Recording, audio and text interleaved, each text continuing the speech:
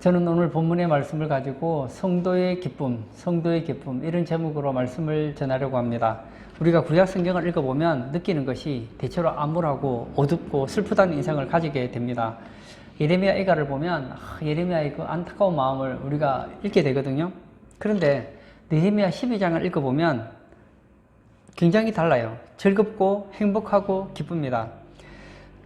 구약의 종교라고 해서 구약이라고 해서 항상 어둡고 슬픈 것은 아님을 알 수 있습니다.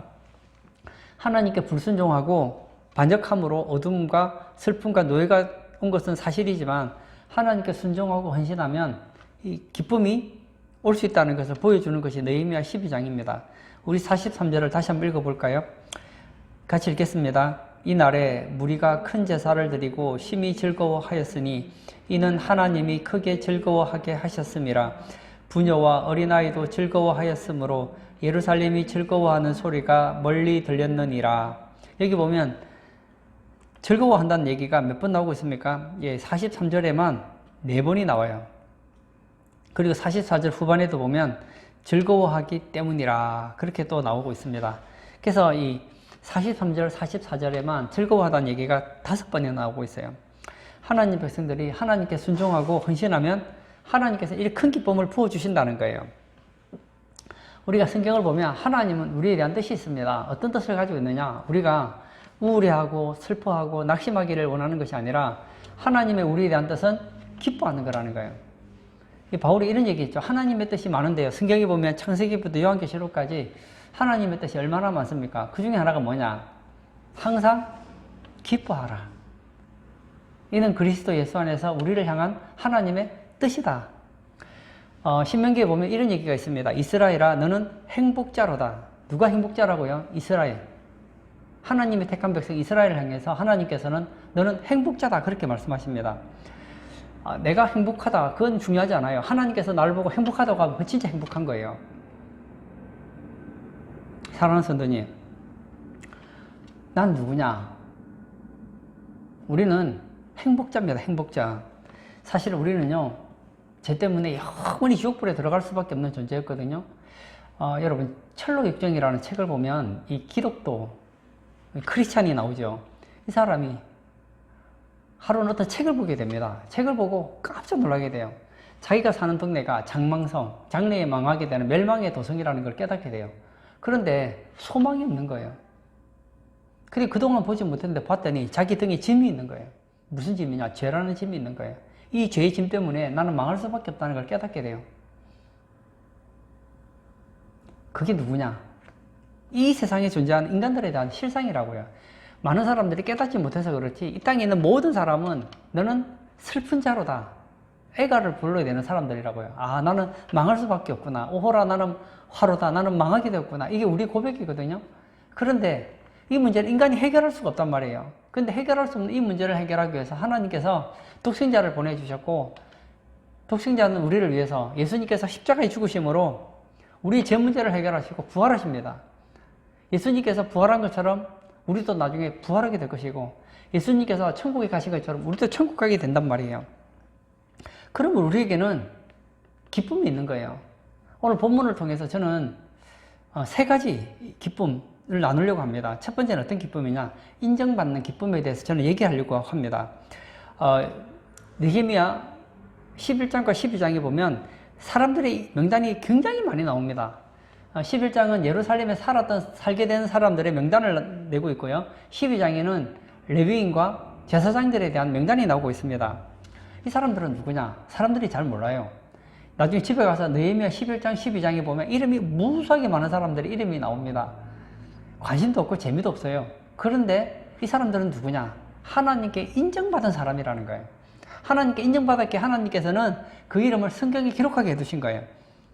무슨 얘기입니까? 그들은 하나님께 인정받았다는 거예요. 여러분, 오늘 보면 이스라엘 백성들이 너무너무 기뻐합니다. 왜? 그들은 성벽을 재건했거든요. 그 성벽 재건한 것을 하나님께서는 기뻐하셨습니다. 너희들은 나를 위해서 성벽을 재건했구나 하고 칭찬해 주신다는 거예요. 인정받는 거예요.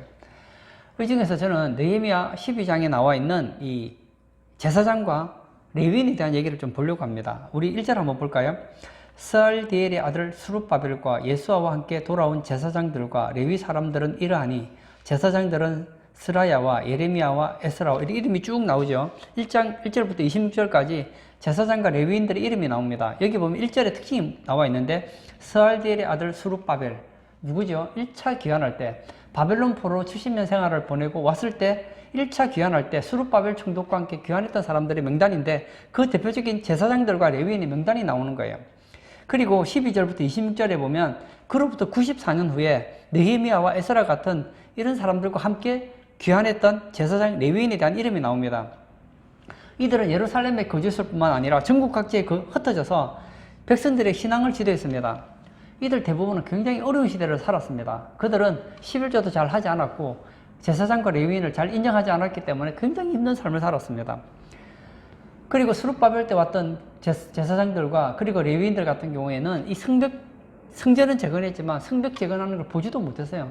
성벽 재건해달라고 기도만 하다가 그냥 다 세상을 떠났습니다. 그리고 우리가 알다시피 이 느헤미야 12장에 보면 우리가 아는 사람이 거의 없습니다. 아예 없다고 봐도 돼요. 시간이 지나면 잊혀집니다. 우리 삼국시대에 보면 신라의 많은 왕들, 고려시대 때도 많은 왕들, 조선시대 때도 많은 왕들이 있잖아요. 누구를 압니까, 우리가? 성경, 역사책에 나와 있는 이름 조금 아는 정도지 잘 모르잖아요. 그리고 조선왕조 500년 동안 수많은 사람들이 있었지만 우리가 아는 사람이 누가 있습니까? 특별히 유명한 사람, 몇 사람 외에는 잘 몰라요, 우리가. 신앙에도 마찬가지예요. 창세기부터 지금까지 거의 2000년이 넘는, 거의 4000년, 5000년, 6000년 된 이 기간 동안에 수많은 신앙 인물들이 있습니다. 우리 그 중에서 기억나는 사람은 아주 특별한 사람들만 몇 명 기억나고 또 성경에 기록된 사람들만 몇 명 알지 잘 몰라요, 우리도. 그런데 하나님께서는 인정해 주시는 사람이 있다는 거예요. 여러분, 저는 우리 성도님들이 많은 기쁨이 있지만 어떤 기쁨을 누리기를 원하느냐? 하나님께 인정받는 그런 기쁨을 누리시기를 바랍니다. 교회 역사에 보면 이 마틴 루터가 종교개혁을 일으키잖아요. 이 중세 교회도 아니죠. 이 사탄의 무리라고 할 수 있는 이 로만 카톨릭이 타락하고 하나님과 예수님의 이름으로 장사를 할 때 하나님께서는 한 사람을 들어 사용하셨습니다. 루터죠, 루터. 그리고 기독교를 완성한 사람이 누구냐? 존 칼빈입니다. 그는 제네바에서 종교개혁을 일으키고 그리고 하나님께서 기뻐하는 일을 했죠. 그런데 그 사람들만 한 게 아니에요. 수많은 사람들이 나옵니다. 여러분들이 만약 하나님께서 인정받는 행동을 했다면 마지막 날 여러분들은 기뻐하게 될 거예요. 주님 앞에서는 나 하나님께 인정받는 칭찬을 받게 될 거예요. 뭐라고요? 잘하였도다 착하고 충성된 종아 하고 말이에요. 시편 1편 6절에 보면 이런 말이 있어요. 무릇 의인들의 길은 여호와께서 인정하시나. 뭐라고요? 의인들의 길은 여호와께서 인정하신다. 인정받는 사람이 있다는 거예요. 성경에도 보면 예수님께 인정받았던 사람들의 얘기가 종종 나옵니다. 그 중에 하나가 예수님께서 하루는 헌금기 앞에 앉아 있는데 많은 사람들이 헌금을 합니다. 부자는 헌금을 많이 하고 가난한 자는 헌금을 적게 하겠죠. 그 중에서 가장 작게 한 사람이 있었어요. 한 과부가 2렙돈을 바쳤습니다. 2렙돈. 이제 우리 돈으로 치면 한 20원? 좀 많게 잡으면 한 200원? 그 정도 되겠죠. 한 20원? 200원? 이 정도 될 거예요. 그래서 요즘으로 보면 주일학교 학생들도 그 정도 헌금을 안 하잖아요. 근데 예수님께서 뭐라고 하십니까? 이 과부는 그 가난한 중에서 자기가 가지고 있는 생활비 전부를 넣었다고 칭찬해 주셨어요.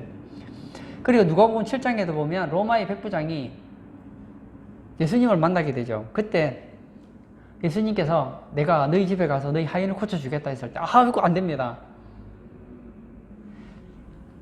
주님께서 우리 집에 오는 것을 저는 감당하지 못하겠습니다.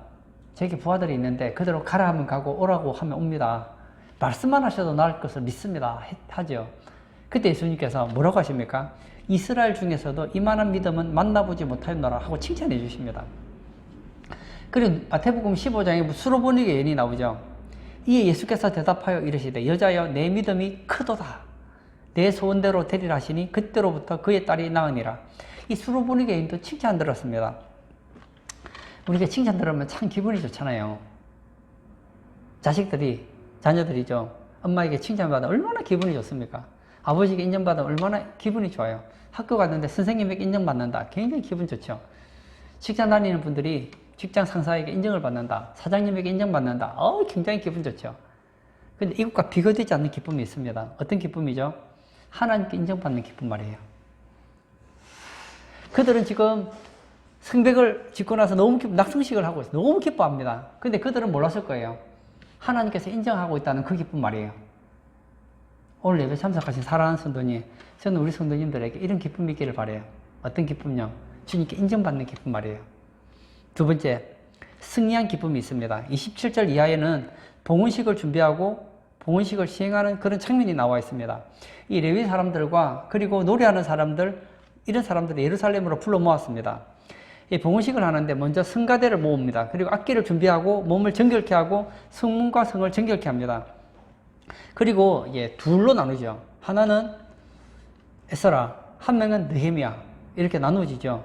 그래서 에스라가 앞장서고 한쪽에서는 느헤미야가 앞장서고 그 뒤에는 우리로 말하면 이제 찬양대, 성가대가 앞서고 그 다음에 여기도 성가대가 뒤따르고 그 밑에 백성의 절반이 에스라를 따르고 백성의 절반이 느헤미야를 따릅니다. 그러면 이렇게 이제 시계 모양으로 해서 이렇게 한 바퀴를 돌게 되는 거예요. 그러면 이제 이렇게 한 바퀴를 돌아서 만나지 않겠습니까? 만나서 뭘 합니까? 찬양을 하고 악기를 연주하고 이렇게 신나게 한다는 거예요. 이들이 지금 기뻐하는 내용이 뭐죠? 성벽을 지은 것 때문에 기뻐하고 있는 거예요. 사실은 얼마 전까지만 해도 유다 백성들이 어떤 생각을 가졌느냐? 성벽 제거는 불가능하다고 생각하고 있었습니다. 느헤미야 총독이 오기 전까지 성벽 제거는 수십 년 동안 되지 않았어요. 그들이 생각할 때 성벽 제거는 불가능하다고 생각했습니다. 근데 느헤미야가 와서 하나님께 응답받은 얘기를 하고 용기를 북돋워줘요. 그래서 그래 우리 한번 해보자, 성벽을 짓자 했는데 어려움이 계속 닥치는 거예요. 그래서 느헤미야 4장 10절과 11절에 보면 이런 말이 나오죠. 유다 사람들은 이르기를 흙무더기가 아직도 많거늘 짐을 나르는 자의 힘이 다 빠졌으니 우리가 성을 건축하지 못하리라. 뭐라고요? 우리가 성을 건축하지 못하리라. 우리의 원수들은 이르기를 그들이 알지 못하고 보지 못하는 사이에 우리가 그들 가운데 달려 들어가서 살육하고 역사를 거치게 하리라 하고 그런 얘기를 했단 말이에요. 그런데 그 성벽을 며칠 만에 재건했는지 아세요? 50일 만에 재건한 거예요. 그리고 나서 성벽을 재건하고 에스라를 모시고 말씀 사경회를 가지고 지금 어느 정도 시간이 지났는지 한 석 달 정도 지났어요. 그리고 나서 너무 감사한 거예요. 승리에 대한 기쁨입니다. 사랑하는 성도 여러분, 우리 인생을 살아가는 나그네이죠. 인생을 살아가면서 우리가 하나님 기뻐하는 인생을 살려고 해요. 근데 하다 보면 느헤미야 시대 때 백성들처럼 그런 고백이 나올 때가 많아요. 아, 우리 힘으로는 이건 불가능합니다. 안 됩니다. 안 돼요, 안 돼. 그런데 하나님을 의지하고 나갔더니 되더라는 거예요. 그 기쁨이 있다는 거예요. 여러분, 우리는 약하지만 하나님은 약하지 않습니다. 저는 다윗 이야기를 읽으면서 제가 오늘 이제 사무엘상, 사무엘하, 내일 읽으면 이제 사무엘하를 다 읽는데요. 제가 사무엘 상하를 이번 주 읽으면서 제가 은혜를 굉장히 많이 받았어요. 읽으면서 제가 받았던 은혜가 뭐냐? 다윗은 하나님께서 왕으로 세우고 싶어 했던 사람이었어요. 근데 그 왕이 되는 것을 싫어했던 한 사람이 있었습니다. 사울왕이에요. 얼마나 다윗을 죽이려고 하는지 몰라요. 근데 결국 다윗은 이스라엘의 왕이 되었습니다. 승리했다고요. 여러분, 하나님이 나를 통해 하려고 하는 그 일, 한번 하나님을 의지하고 한번 나가보세요. 그러면 된다는 거예요. 저는 종교개혁사를 보면서 이런 걸 많이 느껴요. 루터가 종교개혁을 했을 때가 30대거든요. 아주 젊을 때였어요. 그리고 루터는 그렇게 용감한 사람이 아니었어요. 그리고 루터는 그 당시에 이 로마 카톨릭이 부패하고 잘못됐다는 알았음에도 불구하고 당당하게 그들의 잘못을 지적할 수 없었습니다. 왜냐? 여러분, 그는 우리로 말하면 신학교 교수였거든, 그 당시에. 그래서 어떻게 하느냐? 그냥 조그마한 95개 반박문을 벽에다 붙였을 뿐이에요. 그리고 지나가던 사람이 보면서 잘못된 것을 보고 조금이라도 좀 도전을 받았으면 좋겠다. 그런 심정으로 했단 말이에요, 처음에. 그런데 이게 일파만파가 된 거예요. 루터는 종교개혁 할 마음이 1%도 없었어요. 1%도 없었어요. 그런데 갑자기 이게 일파만파가 되어서 갑자기 루터가 종교재판에 회부되고 그리고 갑자기 핍박을 받기 시작한 거예요. 그러면서 어쩔 수 없이 지금 종교개혁 할 수밖에 없는 사고를 밀려났단 말이에요. 우리 장로교의 창시자라고 할 수 있는 이 칼빈 같은 경우도 그가 20대 27의 기독교 강요 어마어마한 책을 기록하고 그리고 이 스위스에서 정규교육을 합니다. 그런데 실패해요. 쫓겨나요. 다시 불러줬어요. 또 쫓겨나요. 칼빈은 도무지 종교개혁을 성공할 수 없는 사람이었어요. 근데 결국 하나님을 의지하고 갔더니 종교개혁에 성공했잖아요. 사랑하는 성도님, 우리도 그런 생각이 들 때가 많아요. 어떨 때 보면 하나님께서 나를 통해 이 일을 하고 싶어 한다는 알매도 불구하고 과연 될까? 과연 가능할까? 그 낙심할 때가 있어요. 근데 여러분, 그때 포기하지 말고 한번 해보세요. 그러면요, 하나님께서 나를 통해 이루려고 하는 일을 이루고 나면요, 그 기쁨이 얼마나 큰지 몰라요. 이스라엘 백성들은 지금 너무너무 기뻐합니다. 그들은 생각할 때 처음에는 예루살렘 성벽 재건할 수도 있겠지 하고 시작했는데 너무 힘들어서 포기하려고 했습니다. 그러나 끝까지 포기하지 않았더니 생각보다 성벽 재건이 너무 쉽게 된 거예요. 그리고 성벽 재건하고 나니까 그들이 받는 특혜가 얼마나 많은지 몰라요. 그 승리의 기쁨이 있더라는 거예요. 밤이 되고 새벽이 올 때가 되면 가장 어둡다고 하잖아요. 그런데 태양은 다시 또 오르고 그러면 어둠이 물러가는 거 아닙니까? 빌립보서 4장 1장 6절에 이런 말이 있습니다. 너희 안에서 착한 일을 시작하신 이가 그리스도 예수의 날까지 이루실 줄을 우리는 확신하노라. 뭐라고요? 하나님께서 우리 안에서 착한 일을 시작하신대요. 그 착한 일을 시작하신 하나님께 한번 인생을 맡겨보세요. 그리고 하나님께서 원하시는 인생에 한번 여러분 인생을 한번 바쳐보세요. 그러면요, 놀라운 일이 일어납니다. 저는 다른 사람과 비교해서 놀라운 일을 하라는 게 아니에요. 하나님 여러분을 통해 사시고 싶어하는 그 착한 일, 예수 그리스도의 날까지 이루고 싶어하는 그 일 한번 여러분이 시간 한번 투자해 보시라는 거예요. 그러면요, 하나님께 쓰임받는 그 기쁨이 얼마나 큰지 몰라요. 베드로 보세요. 예수님의 제자로서 따라다니면서 얼마나 신났는지 몰라요. 그러다가 예수님 십자가에 못 박히는 날 예수님을 3번이나 부인하고 그리고 또 예수님 눈도 마주쳤어요. 나는 예수님의 사도 자격이 없다. 그리고 고기 잡으러 갔을 때 예수님께서 베드로를 만나시죠. 그리고 말씀하잖아요. 요한의 아들 시몬아, 네가 나를 사랑하느냐? 예, 사랑합니다. 내 양을 치라. 요한의 아들 시몬아, 네가 나를 사랑하느냐? 예, 사랑합니다. 내 양을 먹이라. 요한의 아들 시몬아, 네가 나를 사랑하느냐? 자꾸 질문하니까 얼마나 부담되는지. 내가 주님을 사랑하는 줄 주님께서 아시지 않습니까? 사랑합니다. 했더니 뭐라고요? 내 양을 치라. 그래서 다시 도전하죠. 그랬더니 사도행전을 보세요. 하나님께서 이 베드로를 통해서 얼마나 큰 일을 하시는 걸 보잖아요. 칼빈은 걸어다닌 종합병원이라고 합니다. 그렇게 몸이 약했어요. 루터는 급장이었어요. 이런 말 하면 루터교 교인들은 별로 안 좋아하겠지만 루터는 굉장히 겁이 많은 사람이었어요. 그리고 칼빈은 굉장히 몸이 약한 사람이었어요. 그럼에도 불구하고 하나님께서 그들을 통해 하시고자 하는 일에 그 인생을 맡겼더니 하나님께 일을 이뤄내시더라는 거예요. 우리 마트 같은 데 가면 이 시식코너라는 게 있잖아요. 가서 이제 시식코너에 가서 맛을 몇 개씩 볼 수 있잖아요. 우리가 인생을 살아가면서 조금씩 시식을 하게 됩니다. 어떤 시식을 하게 되죠? 하나님께서 기뻐하는 인생을 조금 나의 시간을 드리고 내 마음을 드리고 내 인생을 바쳐봤더니 승리하는 시식을 하게 되는 거예요. 근데 여러분 이걸 아셔야 돼요. 이 땅에서 조금씩 승리하면요, 천국에서 받는 상급은 비교가 안 됩니다. 많은 사람들이 이 땅에서 더 나은 인생을 위해서 얼마나 수고하는지 모릅니다. 부모님들이 아이를 낳았어요. 애는 아무것도 몰라요. 근데 태어나서 몇 살 되지도 않았는데 어린이집 보내죠. 나는 관심도 없는데 초등학교 보내죠. 중학교 보내죠. 고등학교 보내죠. 대학교 보내죠. 대학원 보내죠. 그 다음 학원 보내죠. 막 공부를 어마어마하게 시켜요. 그리고 나서 뭐 하죠? 취직하는 거 아니에요. 그 취직 하나 하는데도 그 아이 인생의 20년 이상을 공부하는데 매진시키지 않습니까? 그렇다면 하늘을 한번 생각해 보세요. 이 땅에서 하나님 기뻐하는 일 한 가지 하면요, 한 가지 한 만큼 하늘에서 우리가 승리의 관을 쓰게 된다고요. 이 땅에서 비교도 안 되는 거예요. 우리는 이 땅에서 조금 더 나은 인생을 살기 위해서도 얼마나 부모님들이 자녀를 위해서 희생을 시키고 애들이 공부하기 싫다는데 공부를 얼마나 시키는지 몰라요. 그렇다면 우리 인생을 누가 시켜서가 아니라 하늘의 그 영광을 한번 바라보고 살아보자는 거예요. 어떤 사람은 이 중에서 해의 영광이 주인공이 될 것이고 어떤 사람은 달의 영광, 어떤 사람은 별의 영광을 가지게 될 거예요. 이 땅에서 승리한 만큼 하늘의 영광이 달라져요. 이 땅에서는 우리 똑같은 사람이잖아요. 천국에 가면 다 달라요. 어떤 사람은 이 땅에서 하나님을 영화롭게 한 사람은, 조금 영화롭게 한 사람은 별의 영광을 가져요. 조금 더 하나님께서 기뻐하는 그런 승리하는 삶을 살았던 사람은 달의 영광을 가져요. 그리고 정말 하나님이 기뻐하는 인생을 살았던 사람은 해의 영광을 가져요.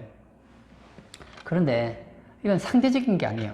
우리 대학교에서 공부해 보면 이 절대평가, 상대평가가 있잖아요. 이 상대평가는 내가 아무리 열심히 해도 다른 사람이 나보다 잘하면 내 성적은 떨어질 수밖에 없지만 이 절대평가는 남과 비교하지 않잖아요. 나하고 하나님과 관계잖아요. 신앙은 뭐냐? 상대평가가 아니에요. 절대평가예요. 절대평가. 우리가 하나님이 기뻐하는 일을 위해서 인생을 바치고 승리하면 어떻게 되느냐? 하늘에서 영광의 주인공이 된다니까요. 영광의 주인공. 오늘 예배 참석하신 사랑하는 성도님, 저는 우리 성도님들이 이런 기쁨을 가지기를 원해요. 어떤 기쁨요? 승리하는 기쁨 말입니다. 오늘 이스라엘 백성들이 예루살렘 성벽을 재건하고 얼마나 기뻤는지 몰라요. 지금 하나님께서 원하시는 인생을 살아가면 이 땅에서 그 기쁨을 조금 누리게 될 거예요. 그거는요, 마태에서 시시콜에 불과해요. 천국 가서 그 누리는 그 기쁨은요, 비교도 안 된다고요. 남과 비교하지 마십시오. 어떤 분들은 자꾸 남과 비교하는 걸 좋아하는 사람들이 있어요. 아니, 남들은 기도 안 하는데 왜 내가 기도해야 되는가? 여러분, 남 좋으라고 기도하는 게 아니에요. 다른 사람들은 신앙생활 대충대충 하는데 왜 나는 신앙생활을 이렇게 열심히 해야 되는가? 그렇게 하지 마시라고요. 사도 바울은 남과 비교하지 않았어요. 나의 달려갈 길과 주 예수께 받은 그 복음을 증거하는 일을 마치려 하면은 나의 생명을 조금 더 귀한 것을 여기지 않는다고 했습니다. 그는 승리하는 삶을 살았어요. 그런 사람들이 나중에 어떻게 되느냐? 주님이 다시 오시면 우리는 이 땅에서 1000년 동안 왕노로 살게 될 거예요. 어떤 사람은 한 골의 권세를 가지게 될 것이고 어떤 사람은 10골의 권세를 가지게 될 거예요. 만약에 주님이 이 땅에 다시 오시면 여러분은 천년왕국의 주인공이 될 수 있을 것 같으세요? 저는 정말 소원하게는 오늘 예배 참석하신 우리 성도님들 중에서 천년왕국에 그냥 신하로 살지 않기를 원해요.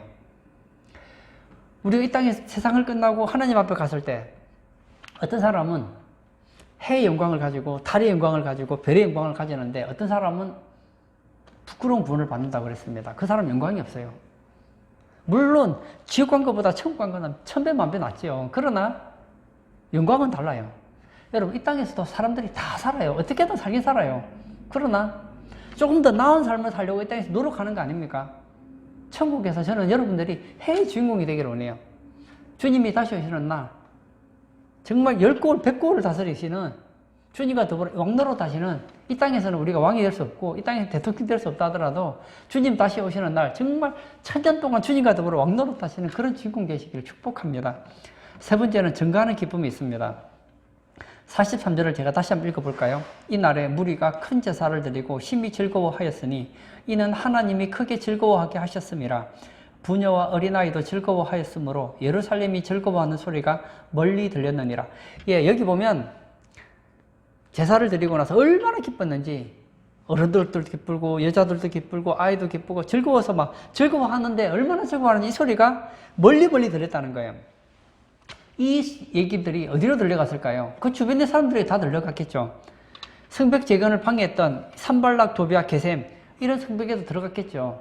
야, 우리가 성벽 재건을 그렇게 방해하려고 했는데 성벽을 재건하고 말았구나. 그리고 또 주변의 사람도 듣겠죠. 야, 하나님이 정말 살아계신가 봐. 어떻게 저렇게 주변에 방해 공작이 저렇게 심한데 50일 만에 성벽을 재건한단 말인가 하고 그 성벽 재건의 그 기쁨의 소식이 퍼져나가더라는 거예요. 사랑하는 성도님, 이 소식이 어떻게 퍼져나갔습니까? 기쁨으로 퍼져나간 거예요. 성장하는 교회는 특징이 있대요. 여러분, 성장하는 교회 특징이 뭔지 아세요? 그 교회 다니는 성도들이 기쁘답니다. 세상 것으로 기뻐하는 게 아니에요. 예수님 때문에 기쁜 거예요. 저는 우리 성도님들이 기쁨이 가득하기를 원해요. 성령의 열매는 사랑과 희락, 기쁨이래요. 기쁨. 성령 충만한데 저 사람은 성령과 충만한데 얼굴이 항상 우거지상이야. 그분은 성령 충만하신 분이 아니에요. 성령 충만한 사람은 죄에 대해서는 애통하지만 애통하는 모습도 있죠. 그러나 그의 삶의 대부분은 어떤 모습이냐? 기쁘다는 거예요. 그러면 사람들이 알겠죠. 이상하다. 저 집은 건강하지도 않은데 왜 저렇게 기쁘지? 저 집은 부자도 아닌데 왜 저렇게 기쁘지? 저 집은 사업도 잘 안 되고 어렵다는데 왜 저렇게 기쁘지? 저 집 자녀들은 공부도 못 한다는데 왜 저렇게 기쁘지? 저 집은 지금 취직도 잘 안 된다는데 왜 저렇게 기쁘지? 세상이 알 수도 없는 기쁨, 기쁨, 기쁨. 여러분, 예수님께서 나의 기쁨을 너희에게 주겠다, 나의 평안을 너희에게 주겠다 하셨습니다. 그 기쁨이 있어야 돼요. 예수 믿는 사람들이 예수 안 믿는 사람보다 더 슬프고, 예수 믿는 사람들 예수 안 믿는 사람보다 더 불행하고, 예수 믿는 사람들 예수 안 믿는 사람보다 더 후회스러운 인생을 살아간다면 선교가 되겠느냐고요. 만약에 여러분 예수 안 믿는다고 생각해 보세요. 예수 안 믿어요. 근데 어떤 사람이 옆에 있어요. 교회 다닌다는 거예요. 입만 열면 불평해요. 입만 열면 원망해요. 그리고 얼굴은 항상 입만이 내 숫자를 걸고 다니고, 그리고 다니는 데마다 얼굴에 행복한 기색이 하나도 보이지 않아요. 근데 교회 생활을 굉장히 열심히 하는 거예요. 그 사람이 하루는 그러는 거예요. 야, 예수 믿으면 천국 간대. 우리 같이 예수 믿고 천국 가자. 너나 천국 가라. 나는 네가 믿는 예수 안 믿겠다. 그래 안 하겠어요? 근데 옆에 또 한번 보세요. 옆에 또 한 종류의 사람이 있어요. 있는데 보니까 뭐 그렇게 부자 같지도 않아요. 그리고 회사에서 그 월급을 많이 받지도 않아요. 그런데 뭐 입만 열면 뭐 찬송을 하고, 입만 열면 행복해하고, 얘기하면 기쁘고 웃음이 가득하고, 그 사람은 얘기만 하면 왠지 기분이 좋고, 쟤는 왜 나랑 다를까? 봤더니 교회를 다니는 거 아니에요. 하루는 그러는 거예요. 선배님, 제가 예수를 믿으니까 너무 좋아요. 선배님도 내가 믿는 예수님 같이 믿어보시지 않겠어요? 하면 어떤 생각이 들까요? 예수가 누군지는 모르겠지만 최소한 교회 다니면 얘처럼 기쁠 수는 있겠구나. 그런 생각이 들지 않겠느냐고요. 제가 일반 대학원 다닐 때였어요. 일반 대학원 다닐 때 하루는 우리 그 선배죠. 대학원 선배가 한 분은 얘기를 하게 됐어요. 얘기하는데 저보고 그러는 거예요. 제가 뭐 전도사라는 얘기를 안 해도 다 알고는 있었어요. 근데 영환 씨 그러는 거예요. 내가 나이가 제가 동갑이었어요. 동갑인데 그건 선배고 나는 그분은 박사과정 했고 나는 석사를 하고 있었어요. 그래서 제가 이랬더니 영환 씨는 대체 뭐가 그렇게 기쁜 거예요? 나보고 그러는 거예요. 예? 저도 나름 공부를 어릴 때부터 잘했고, 그래서 대학원 이제 박사과정을 하고 있는데 미래를 생각하면 기쁨이 없어요.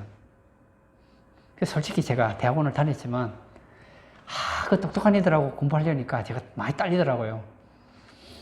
보니까 내가 영어도 그 사람들보다 딸리지, 머리도 좀 부족한 것 같아요.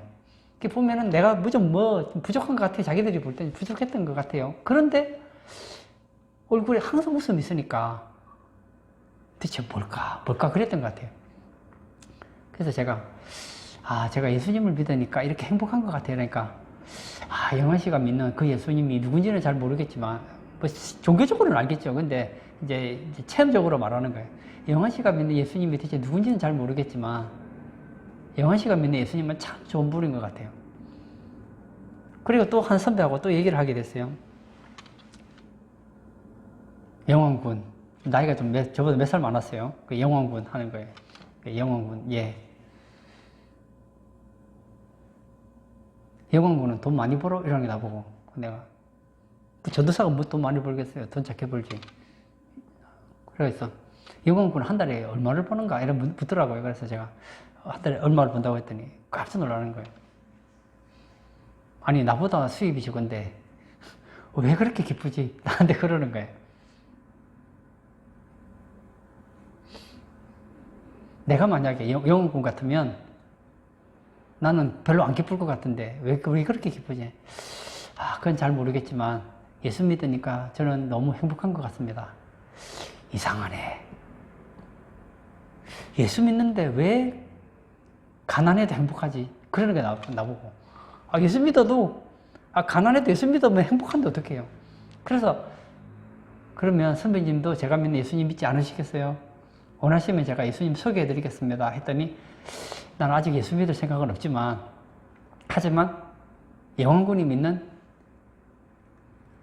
예수님은 참 좋은 분인 것 같아. 그러는 거예요. 보세요. 내가 그 사람들에게 직접적으로 전도를 할 수는 없었지만 그 사람들이 보고 있는 거예요. 우리는 그리스도의 편지라니까요. 우리가 어떻게 살아가는지를 사람들은 다 보고 있어요. 저 사람이 행복하다, 기쁘다. 대체 왜 기쁠까? 왜 기쁠까? 다른 이유는 별로 없는 것 같아요. 근데 한 가지는 있어요. 뭐죠? 예수는 믿는 것 같아. 교회는 나가는 것 같아요. 왜 교회 안 나가는 나는 행복하지 않은데 교회 나가는 저 친구는 행복할까? 술도 안 마시고 담배도 안 피고 나쁜 짓도 안 하는데 뭐가 저래 행복한가? 이게 선교의 전략 아니겠습니까? 시편 126편에 보면 이런 시편 내용이 있어요. 여호와께서 시온의 포로를 돌려보내실 때에 우리는 꿈꾸는 것 같았도다. 그때 우리 입에는 웃음이 가득하고 우리 혀에는 찬양이 찼었도다. 그때 문나라 가운데에서 말하기를 여호와께서 그들을 위하여 큰 일을 행하셨다 하였도다. 여호와께서 우리를 위하여 큰 일을 행하셨으니 우리는 기쁘도다. 뭐라고요? 기쁘다는 거예요. 이제 결론을 저는 짓고자 합니다. 여러분, 예수 믿는 사람들의 트레이드 마크는 뭐냐? 기쁨이에요, 기쁨. 우리는 이스라엘 백성들이 오늘 기뻐하는 이 모습을 보면서 한번 우리에게 적용했으면 좋겠어요. 천국에서 받을 그 하나님께 인정받고 있는 그 모습을 생각하니 얼마나 기쁩니까? 하나님께 인정받는 그 기쁨 말이에요. 그리고 하나님께서 나를 통해서 이 신앙생활하면서 승리하게 하시는 그 사건들을 보면서 얼마나 기쁩니까? 그리고 그 기쁨이 믿지 않는 자들에게, 이웃들에게는 뭐가 되느냐? 선교의 기회가 된다는 거예요.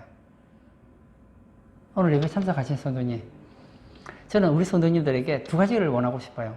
죄에 대해서는 철저하게 회개하십시오. 죄에 대해서는 애통하는 자가 되십시오. 그러나 회개하고 난 이후에는 기뻐하는 자가 되세요. 역설이죠.